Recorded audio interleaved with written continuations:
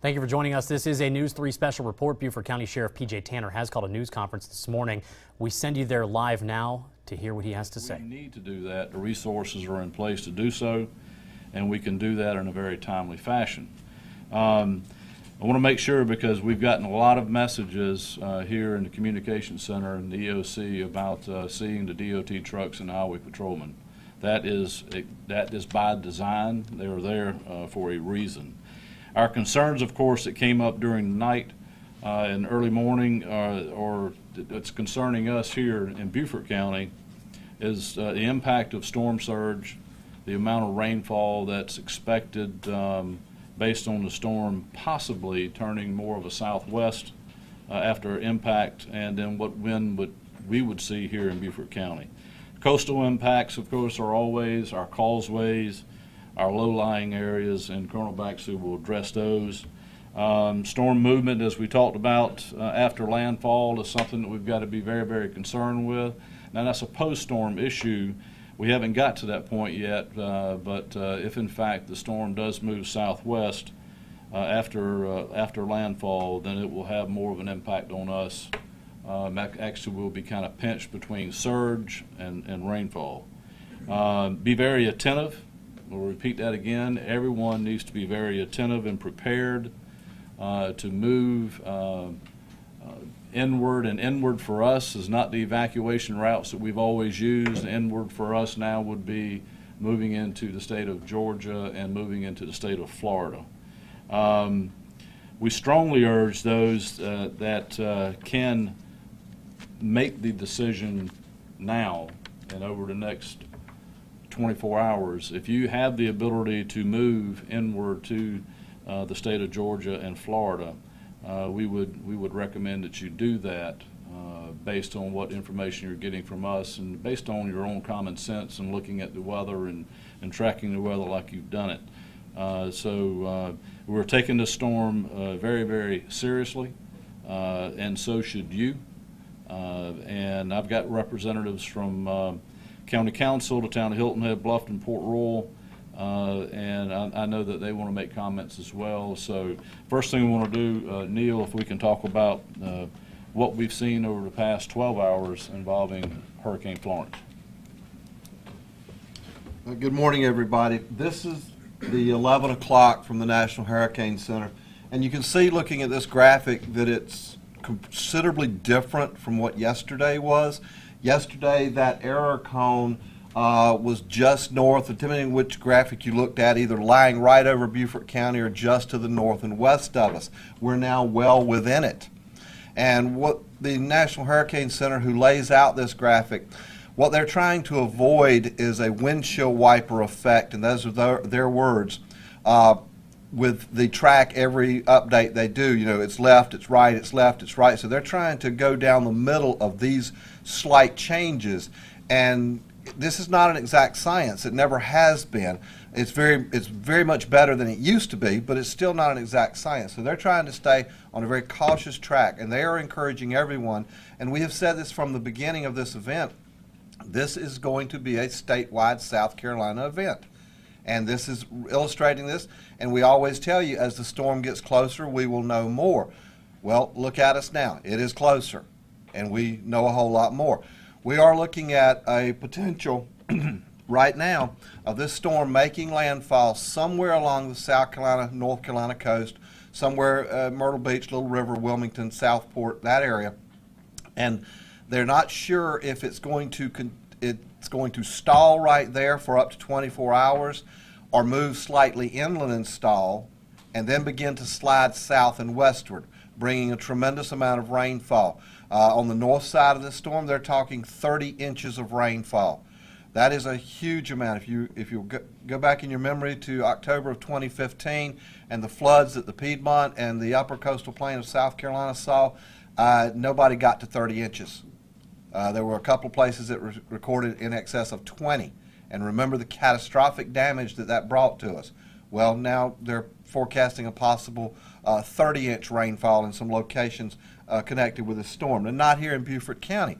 But whereas 2 days ago we were looking at maybe some tropical infused rains. Now we're looking at a considerable rainfall, several inches. We're looking at some tropical storm force winds, possibly even a little stronger than that, into the hurricane type range, especially if it continues to turn slightly southward. So again, go back in your memory banks and look at Matthew. Matthew was a wind lesson for us. Matthew in Beaufort County never reached hurricane strength, with the exception of one recorded gust at the Hilton Head Airport. The Marine Corps Air Station never recorded a hurricane strength gust, but remember the amount of tree damage we had, the widespread power outages. We were pretty much 100% customers without power at the very end of the storm, and then it took 7 days to restore 100% power to the citizens of Beaufort County. Then think about Irma last year, not a whole lot of wind, but we had somewhere in the 3 to 4 feet of storm surge range.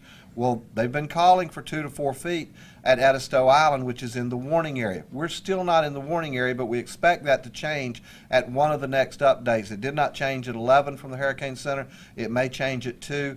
It will likely change at 5, if not probably at 11 tonight. Again, we're waiting on this, and they're making all their calculations and all this.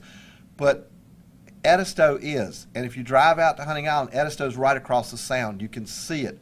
National Hurricane Center uses well-defined boundaries for their segments, and the Edisto River is one of their, the south end of Edisto Island is one of their established boundaries.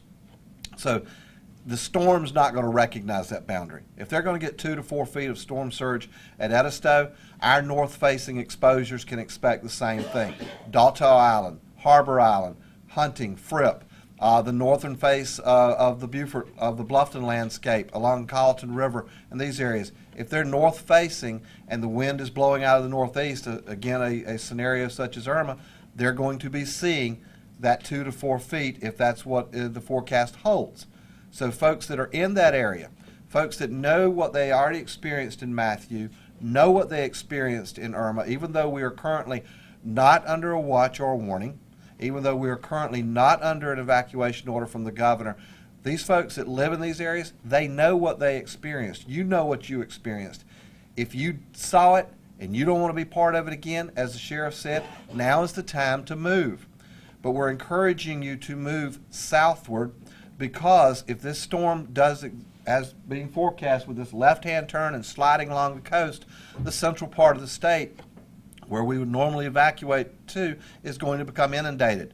And again, we go back to October 2015, the roads in Hampton County, in Barnwell County, in Aiken County, a tremendous amount of flooding, road closures, bridge washed out, all this sort of thing. We're anticipating a repeat of that type of event. So if you're not comfortable with it, we're encouraging you to turn south. Georgia and Florida are wide open, sunshiny, good shape down there for the time being ahead of us. So it's important that we prepare. The sheriff mentioned again, we've got everything. We are in a full readiness posture. All of our law enforcement, our South Carolina DOT partners, our public works partners at the county and municipalities, we're all absolutely primed and ready to go. That's why you're seeing the trucks on the side of the road. Because if we had them where they're normally staged at, the DOT guys, for example, come from Aiken. That's a 100-mile trip. We don't want to have to wait for them to make that trip. So we are primed and ready to go if the governor orders it. If we have to throw a reversal into place to move a lot of traffic in a hurry, we can.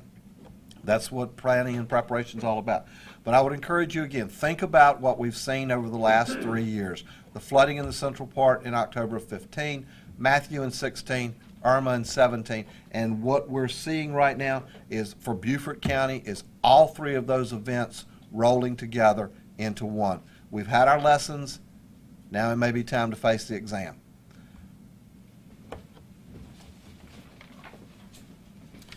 Chairman of County Council, Mr. Somerville.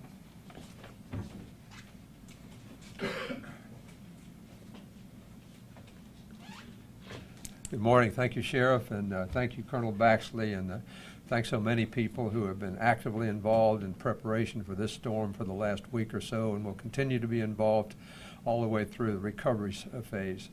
I can assure you that there will be medical services provided. I've just been in communication with Beaufort Memorial Hospital, and they're open, of course. They're receiving They're receiving patients from some of the areas that are under mandatory evacuation. The emergency room's open.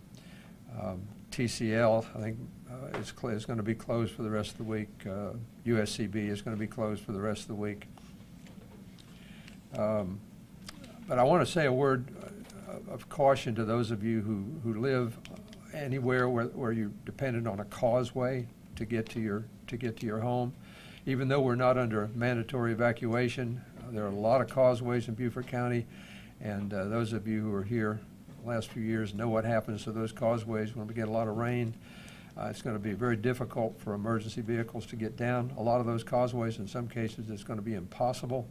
So even though we're not under a mandatory evacuation, I hope you will consider moving to an area where you can be accessed, as the sheriff suggested, Georgia and Florida. It's a good suggestion. But you have to use common sense. We're all going to use common sense. I also want to thank all of the leadership in the municipalities who've been working with us on a daily basis, the elected leadership and the staff leadership, to make sure that we're as prepared as we possibly can be. Thank you. Mayor Bennett.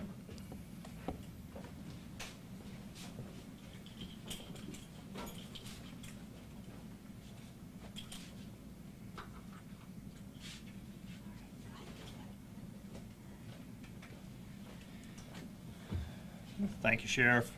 Thank you, Colonel. Thank you, Paul. Appreciate what you do.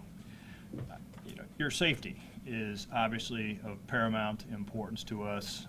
I am pleased at the level of preparation, planning, and execution that has gone forward at this point. We are prepared for whatever comes our way. As the Colonel indicated, the trajectory of the storm did take a southerly turn last night, and I would urge you that if that is of concern to you and you have the opportunity and the means, that you take this as a chance to evacuate and move yourself to a safer position.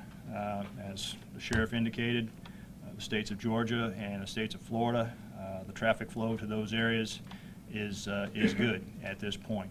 And I guess my second urge to you would be to remain vigilant, to continue watching trusted sources of information, whether that be from the Beaufort County Sheriff's Office, the Town of Hilton Head Island website, signing up for their advisories, the same thing with the county's website, but continue to monitor those and listen to updates from the Sheriff's Office and respond to those accordingly. We will remain on watch, actively working on your behalf, and I have 100% confidence in the people that are working right now that they will execute perfectly on your behalf. So, God bless you all.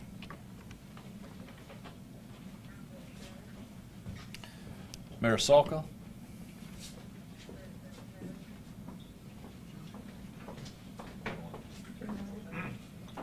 Good morning, everybody. I'm not going to reiterate what everyone else said because I think we're all on the same page, but I do want to focus on a couple of things. I want to thank Sheriff Tanner and your team and Colonel Baxley for giving us up-to-date information. What this causes is for our municipalities to get out that information. So as soon as they know something, we know something, and we're going to get it out to you. You have Nixle. I would urge you to sign up for that. We have My Bluffton PD. Those are 2 apps you can sign up for, and you can go on any social media that's affiliated with any government and forget the rest, because the information going around social media that doesn't come from the Sheriff's Department, the county site, the town site, and the Bluffton PD site for Bluffton, that's the accurate info, and I think we all are given the same message. We have a lot of residents in Bluffton that have made reservations in Jacksonville, and below I would urge you to consider going that way, because if this changes and Georgia changes, you may not get to your reservation. So I'm not scaring you, but I do want you to take heed to the idea of going south or going southwest before this affects Georgia. What we know is a storm is twice the size of our state, and you can see that on any of the maps that you see on the internet. Twice the size of our state. That's not something we mess with, and Colonel Baxley had said prior any tiny movement right now isn't a tiny effect on our state. It's hundreds of miles that it can affect. So just be smart, be aware, be present. We plan, we prepare. I would ask all the residents to do the same, and just be smart. So thank you again, Sheriff, and stay tuned. Mayor Kaiserling?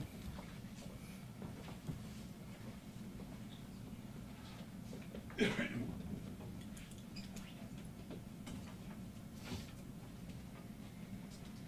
you. I want to, starting with the governor, to the sheriff, to Colonel Baxley, to the municipal managers and mayors, Paris Island, the hospitals. For those who don't know, decisions aren't being made arbitrarily. Bromwich says that. Decisions are not being made arbitrarily. People sit around a table and everybody talks to each other and try to give those who make decisions the best we can. My first suggestion to the city is that if you were uncomfortable, if you had damage during Irma or Matthew, you may want to consider leaving.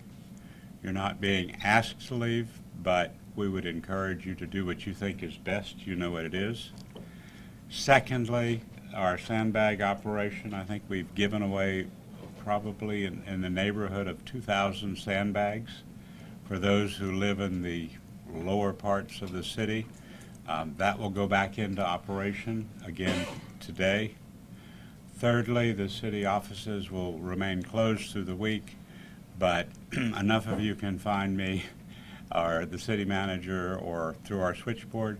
There'll always be someone you can talk to at the city, if not someone at the county. But I have to stress to those out there, there is uncertainty.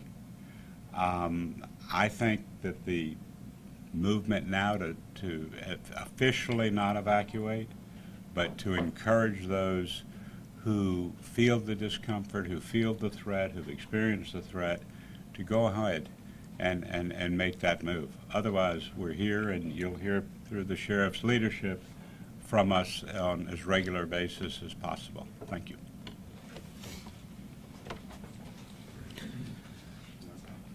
Tom, do you want to talk about county government offices being closed, or you just want me to say that they are closed until further notice?